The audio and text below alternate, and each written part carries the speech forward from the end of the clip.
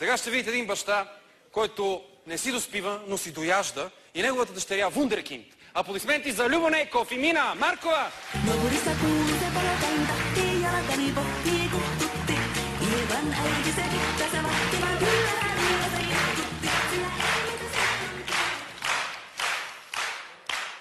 Мина, какво става в училище?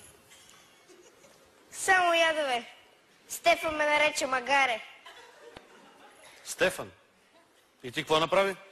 Какво? Фърлих му един къч. Мина, колко пъти да ти казвам, че трябва да си послушна, да се учиш, да бъдеш умна, интелигентна. Не може ли просто да съм като тебе? А шамарче? Ти можеш ли да се подписваш с затворени очи? Да, защо? Тогава ме подпиши бележника. Мина, какво е това?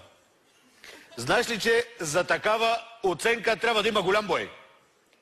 Да, прав си, съгласна съм. Ще ти покажа къде живее учителката.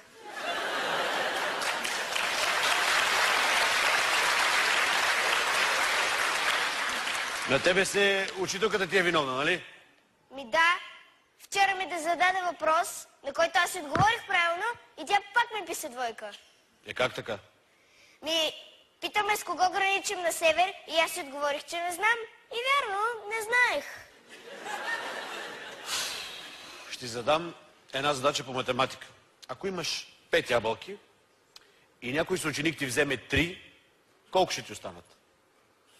Абе, той нека само да посмее пък. Мина, не се прави ли интересна? Повтарям, ако имаш 5 ябълки и някой съученик ти вземе 3, колко ще ти останат? Не знам, в училище смятаме с круши.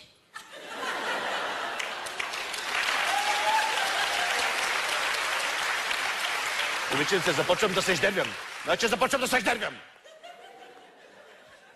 Ще имаш шамарната фабрика. Кажи ми колко прави 3 плюс 2.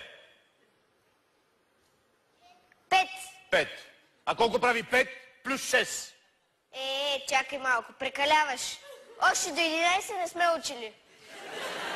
Ти подиграваш ли ми се, Мина? Подиграваш ли ми се? По-български как си? Как съм? Говоря български.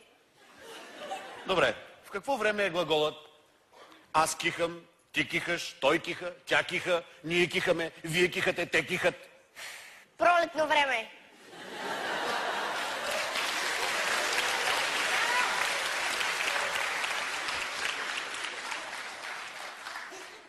Стига си ме разпитвал.